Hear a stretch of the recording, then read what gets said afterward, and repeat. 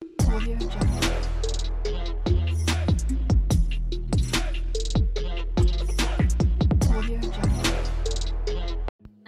வணக்கம். இது உங்கள் கரூர் கிளாசிக் கிச்சன். ரொம்ப நாள் ஆச்சு நம்ம சேனலில் ரெசிபி வீடியோ அப்லோட் பண்ணி. நான் போட்டுட்டு இருந்த டெய்லி மெனு விலாக்ல இருந்து ஒரு சப்ஸ்கிரைபர் வடகறி ரெசிபி கேட்டிருந்தாங்க. சென்னை ஃபேமஸ் வடகறி வந்து ரொம்பவே டேஸ்ட்டாக இருக்குங்க. எல்லாத்துக்கும் ஒரு பெஸ்ட் அக்கம்பனிமெண்ட்டாக இருக்கும். ஈஸியாக செய்யக்கூடிய இந்த வடகறி ரெசிபி எப்படி செய்யலாங்கிறத பார்க்கலாம் வாங்க.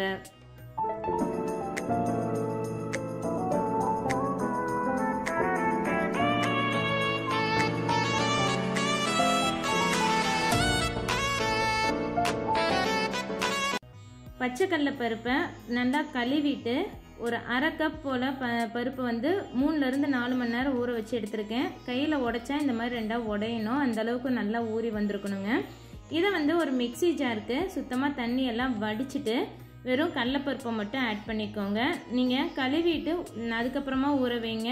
கண்ணீர் பிடிச்சிட்டு ஊற வச்சுட்டு அதுக்கப்புறமா இந்த மாதிரி சுத்தமாக தண்ணி இல்லாமல் வெறும் கடலைப்பருப்பை மட்டும் ஜாரில் ஆட் பண்ணிவிட்டு இதுக்கு ஒரு அரை டேபிள் ஸ்பூன் அளவுக்கு கல்லுப்பு சேர்த்திக்கலாம்.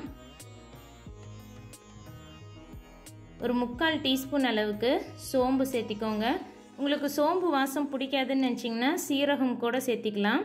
காரத்துக்காக ஒரு 4 வரமிளகாய், உங்களுக்கு காரம் கூடுதலாக வேணுன்னா இன்னும் 2 வரமிளகாய் கூட சேர்த்திக்கலாங்க. தண்ணியெல்லாம் எதுவுமே ஆட் பண்ணாமல் பல்ஸில் அடியில் இருக்க பருப்பெல்லாம் மேலே எடுத்து விட்டு நல்லா பல்ஸ் பண்ணி எல்லாம் ஒன்றா பிளெண்ட் ஆகி வர்ற அளவுக்கு ரொம்ப நைஸாக வலுவலுன்னு அரைச்சிடாதீங்க.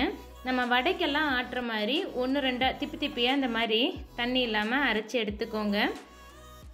இதை வந்து ஒரு பவுலுக்கு மாற்றி எடுத்துக்கலாம். நீங்கள் மிக்சியில் அரைக்காமல் செக்கில் கூட போட்டு அரைச்சி எடுத்துக்கலாம். தண்ணி மட்டும் ஆட் பண்ணக்கூடாது. நான் இன்றைக்கி இந்த வடகரிக்கு வடையெல்லாம் ஸ்டீம் பண்ணி எடுக்க போகிறேன். அதனால இட்லி பிளேட்டுக்கு எண்ணெய் தடவிட்டு கிள்ளி விட்டு இந்த மாதிரி எல்லா பிளேட்லேயும் எல்லா வடகரி மாவையும் இந்த மாதிரி கிள்ளி சேர்த்தி நம்ம வேக வச்சு எடுத்துக்க போகிறோம். ஒரு சிலர் வந்து எண்ணெயில் பொரிச்சும் ஆட் பண்ணுவாங்க. நீங்கள் அந்த மாதிரியே செஞ்சுக்கலாம். நான் எண்ணெய் அதிகமாக வேண்டாங்கிறதுனால இந்த மாதிரி ஸ்டீமரில் வச்சு ஆவியில் வேக வச்சு எடுக்க போகிறேன். இதவே நீங்கள் சின்ன சின்ன வடையாக தட்டி எண்ணெயிலையும் பொரிச்சு எடுத்து அதுக்கப்புறம் உதுத்திக்கலாம்.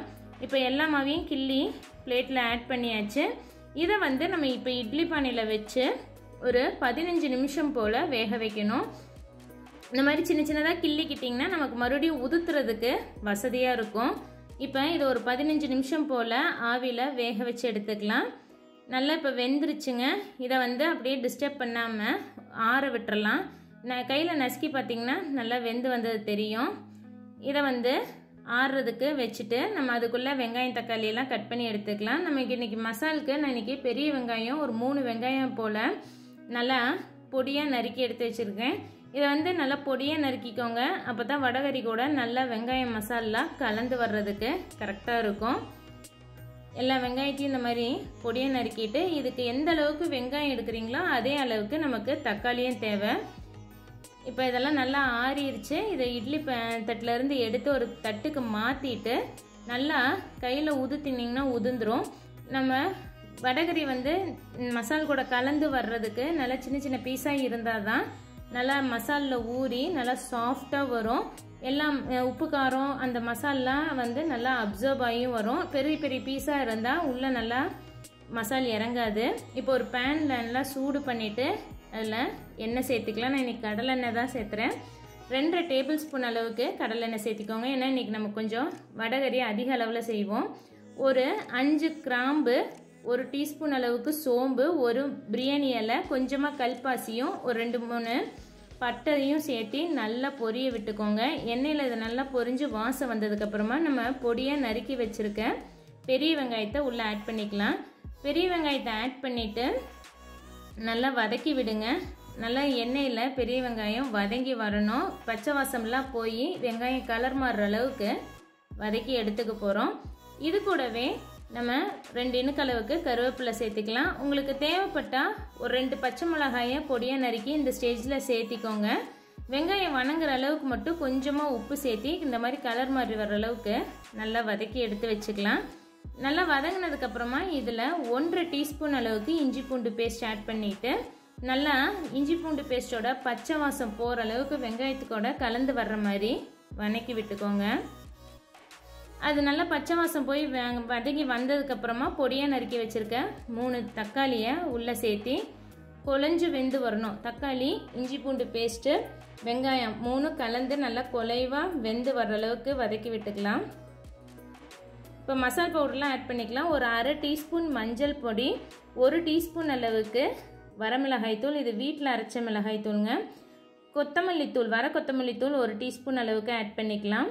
கரம் மசாலா பவுடர் ஒரு 1/2 டீஸ்பூன், காஷ்மீரி ரெட் சில்லி கலருக்காக ஒரு 1/2 டீஸ்பூன், கறி மசாலா பவுடர் ஒரு 1/2 டீஸ்பூன் ஆட் பண்ணி நல்லா கலந்து விட்டுக்கோங்க. நான் இன்றைக்கி சின்ன ஸ்பூனில் ஆட் பண்ணியிருக்கேன். நீங்கள் 1 டீஸ்பூன் பெரிய ஸ்பூனில் ஆட் பண்ணிங்கன்னா அதுக்கு தகுந்த மாதிரி இது பண்ணிக்கலாம்.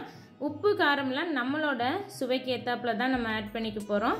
நான் முதல்ல பருப்பு அரைச்சி வேக வைக்கும்போது அதுலேயும் உப்பு சேர்த்துருக்கேன். வெங்காயம் சேர்த்தும் போதும் வதக்கும் போதும் உப்பு சேர்த்ததுனால உப்பு கம்மியாக சேர்த்தி இந்த மசாலாவோட பச்சை வாசம்லாம் போகிற அளவுக்கு ஒரு 1 கப் அளவுக்கு தண்ணி விட்டு நல்லா இதை கலந்து விட்டுட்டு ஹை ஃப்ளேமில் வச்சு மூடி வச்சு ஒரு 5 நிமிஷம் போல் நல்லா கொதிக்க விட்டு மசாலாவோட பச்சை வாசம்லாம் போகிற அளவுக்கு கொதிக்க வச்சு வேக வச்சு எடுத்துக்கோங்க. மூடி வச்சுட்டு ஒரு 5 நிமிஷம் இந்த மாதிரி நல்லா தளன்னு கொதிச்சு வர்றப்ப மேலே எண்ணெயெல்லாம் பிரிஞ்சு வந்திருக்கும், நம்ம சேர்த்துன எண்ணெயெல்லாம். இந்த ஸ்டேஜில் நல்லா கலந்து விட்டுட்டு உப்பு காரம் கொஞ்சம் செக் பண்ணிக்கோங்க, கொஞ்சம் அதிகமாக தான் இருக்கணும். இப்போ நம்ம பொடிச்சு வச்சுருக்க வடையை உள்ளே சேர்த்திக்கலாம். நமக்கு வடை சேர்த்துனோடனே ரொம்ப திக்காக ஆரம்பிச்சிடும், தண்ணி இருக்கிற தண்ணியெல்லாம் உறிஞ்சிட்டு சைட் பை சைட் நீங்கள் இன்னொரு பேனில் சுடுதண்ணி வச்சுக்கோங்க. நான் முதல்லையே 1 கப் மட்டும்தான் தண்ணி விட்டேன், இதுக்கு இன்னும் 2 கப் அளவுக்கு தண்ணி பிடிக்கும். வடை நல்லா தண்ணியில் ஊறி சாஃப்ட் ஆகணும், அதனால் சுடுதண்ணி விட்டுக்கோங்க. வடையை ஆட் பண்ணதுக்கப்புறம் பச்சை தண்ணி விட்டிங்கன்னா வடகறி தண்ணி தனியாகவும் மசால் தனியாகவும் போயிடும். அதனால் சுடுதண்ணி ஆட் பண்ணி உங்களுக்கு எந்த அளவுக்கு கன்சிஸ்டன்சி வேணுமோ அந்தளவுக்கு தண்ணி ஆட் பண்ணிவிட்டு ஸ்லோ ஃப்ளேமில் ஒரு 5 நிமிஷம் குக் பண்ணிவிட்டு 1 டேபிள் ஸ்பூன் அளவுக்கு நெய் விட்டு நல்லா கலந்து விட்டுக்கோங்க. இது பர்ஃபெக்ட் கன்சிஸ்டன்சி. இடியாப்பம், ஆப்பம், இட்லி, தோசை எல்லாத்துக்கும் தொட்டு சாப்பிட்றதுக்கு இந்த கன்சிஸ்டன்சி கரெக்டாக இருக்கும். இதை நல்லா கலந்து விட்டுட்டு உப்பு காரம்லாம் டேஸ்ட் பண்ணி செக் பண்ணிக்கோங்க. கடைசியாக இறக்குறதுக்கு முன்னாடி கொத்தமல்லி தழை தூவி இறக்கிட்டோம்னா ரொம்பவே டேஸ்டான மெட்ராஸ் ஃபேமஸ் வடகறி ரெடிங்க. நான் முதல்ல சொன்ன மாதிரி இட்லி, தோசை, இடியாப்பம், ஆப்பம் எல்லாத்துக்குமே இது பெஸ்ட் காம்பினேஷனாக இருக்கும். நான் இன்றைக்கி தோசை கூடையும் இட்லி கூடையும் தான் இதை சர்வ் பண்ணுறேன். உங்களுக்கு இடியாப்பம் பிடிக்கும்னா இடியாப்பம் கூட சர்வ் பண்ணி பாருங்கள், பெஸ்ட் அக்கம்பனிமெண்ட்டாக இருக்கும். சென்னையில் ரொம்பவே ஃபேமஸான வடகறி செய்கிறது ரொம்ப ஈஸி, அதே சமயம் ரொம்பவும் டேஸ்ட் ரொம்பவே நல்லாயிருக்கும். உங்கள் வீட்டு குழந்தைங்கள்லாம் பருப்பு சாப்பிட மாட்டாங்கன்னு நினச்சிங்கன்னா இந்த மாதிரி செஞ்சு கொடுக்கும்போது அவங்களோட பருப்பு இன்டேக் நல்லா இருக்கும், ப்ரோட்டீன் இன்டேக் கரெக்டாக இருக்கும்.